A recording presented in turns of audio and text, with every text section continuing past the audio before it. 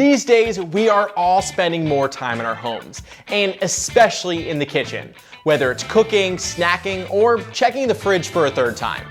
In today's episode, we'll show you how we're using our connected kitchen in some fresh and delicious ways. I've set your oven to bake at 350 degrees Fahrenheit. Then, Mr. Tech will explain how to create automations in your home using if this then that. We'll also take you on a field trip and show off locks around our home and a weather station we've installed to gather info on our home surroundings. Now get ready for the conclusion of phase 1 of the ultimate smart home series.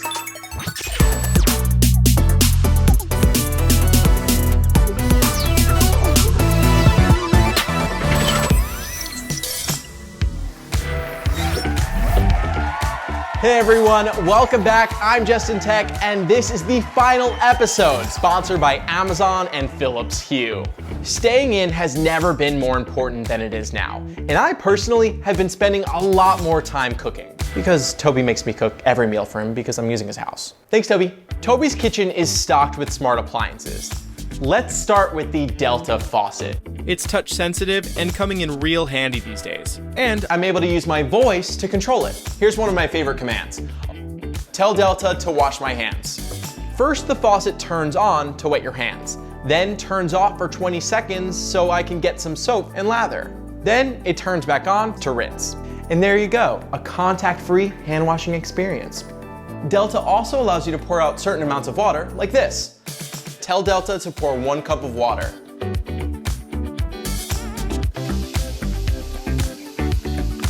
You can also pre-program the volume of any container for voice control. To tell Delta to pour the coffee pot.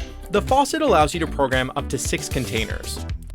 Cheers. You'll use the Delta website to access the faucet settings, see water usage, and program your containers.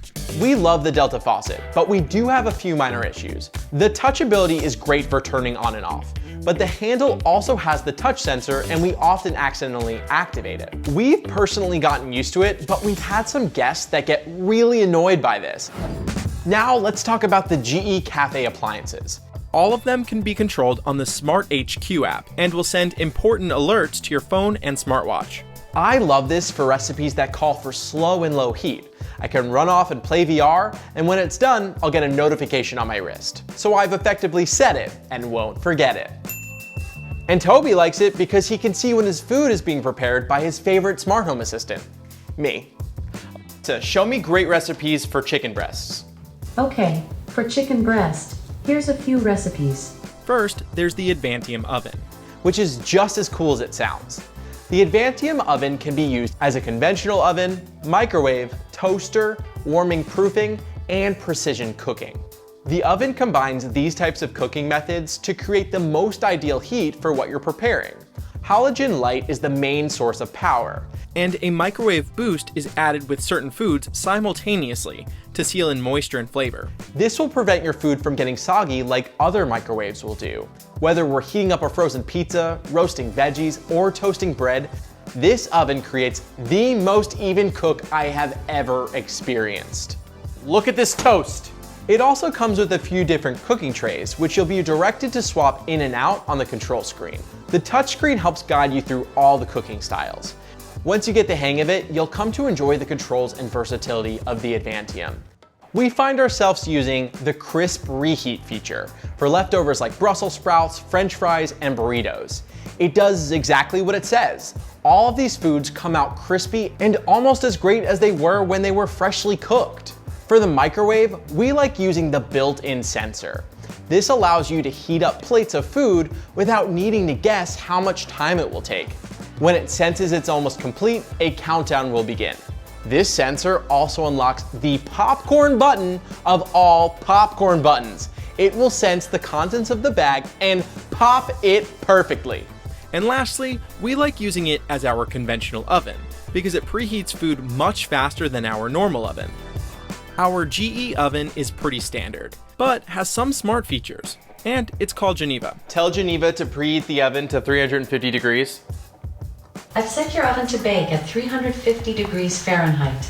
It also comes with this thermometer that allows the oven to monitor the internal temperature of the chicken, so when the desired internal temperature is met, it turns off. And when I don't know that internal temperature, I just ask. What should the internal temperature of cooked chicken be? Chicken is considered safe to eat when it has reached an internal temperature of 165 degrees Fahrenheit. And for those of you without a smart oven, I found this great smart thermometer from Meter. It comes with a receiver that both charges it and acts as a hub between the thermometer and phone. When your meat reaches the set temperature, you'll receive an alert on your phone. Next up is the induction cooktop. It's a sleek, high-tech looking cooktop, and it has easy-to-use controls, and they're pretty. This cooking surface produces a magnetic field that causes the electrons in any ferrous metal pan to vibrate and produce heat. The cooking surface itself doesn't heat. The heat is produced in the pan and can't be generated until a pan is placed on it. That pan has to be made of metals that magnets will stick to, like iron and steel. When the cooktop is activated, the pan begins to heat immediately. And this thing is fast. It can boil a quart of water in 101 seconds. This stove has Wi-Fi, so it can send alerts when it's on and off, but more importantly, so you can cook with the included smart pan. More on that smart pan in a future episode. Now, let's delegate The next part of the episode to Mr. Tech. Welcome to Smart Home 105. I'm your well-read, ripped teacher, Mr. Tech. Today, I want to introduce another way to create automations, unlocking even more possibilities. And it's with a system called If This, Then That, or IFTTT for short. IFTTT is a free app or website that allows you to create automations between smart home devices and other services. It goes beyond connections smart home hubs like Alexa and SmartThings can create, and offers a huge library of connections to choose from. I like to use my Philips Hue lighting for IFTTT automations because they're great visual indicators and less intrusive than an audio alert. It's also great for those who are hearing impaired. For example, I was able to link my GE Cafe oven to my Philips Hue lights, so when my oven timer goes off, all the recessed lights in the living room turn orange. I also track my pizza status with lighting. I have the light turn red when it's in the oven, green when it's in quality check, and have it blink when it goes out for delivery. The website makes it extremely easy to create these automations, or what they call applets. First, you choose a this, then a that, and connect it to your system. You can also turn on notifications to receive alerts on your phone when an applet runs. Currently, IFTTT doesn't allow you to set times and days triggers should occur, but they told me that they're working on a new queries feature that will unlock that option and a lot more. If you're already using IFTTT, let me know in the comments what your favorite applets to use are. Congratulations, kids, you have officially finished your 100 level class schedule, and you've all passed. Except you, Daniel. You're repeating this grade. Oh, I'll miss you, Mr. Tech, but I'm so excited for summer weather. And we're using the Netatmo weather station to track everything we need to know and more. This system creates a weather station on our kitchen tablet, grabbing data from an outdoor thermometer, a wind meter, a rain gauge, and indoor thermometer, which acts as the main hub for all the devices. The Netatmo app offers great visualization of all our data. And since Palm Springs is such a windy place, we're using IFTTT to send us a notification on our phone and email us if the wind is above 8 miles per hour. So we're reminded to close the umbrellas.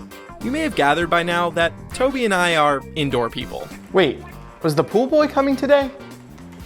What? Incoming, 10 o'clock. Oh, that's why we chose Igloohome Locks. We're using these locks as a contact-free solution to grant access to the gardener and pool cleaner. Using the app, we're able to create different types of access codes, like permanent ones, pins that only work once, and even a Bluetooth key if they have the app. You can also create recurring pins that work on certain days and at certain times. The only downside to the recurring pins is that you can't create the same pin that works on multiple days, which is a bummer if your dog walker comes twice a week. They'll need 2 pins for full access. But most importantly, we can send out access codes remotely.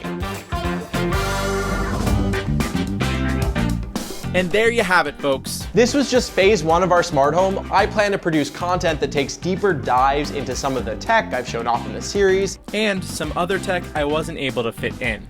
If there's any devices or automations that you want to know more about or how to do yourself, let me know in the comments below. Thank you to everyone who was involved. Thank you, Toby. Thank you, Max. And thank you so much, Philips Hue and Amazon, for believing in me. And most importantly, thank you. So I'm going to take a mental break. I've been nonstop. But in the meantime, make sure you guys check out my other episodes if you haven't seen them yet. I hope you're all staying safe. Wear your masks. I look forward to a time when we're all through this.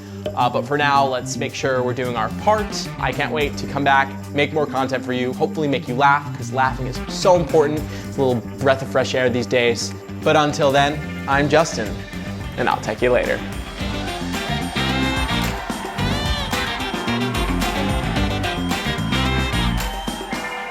I'm getting better at this.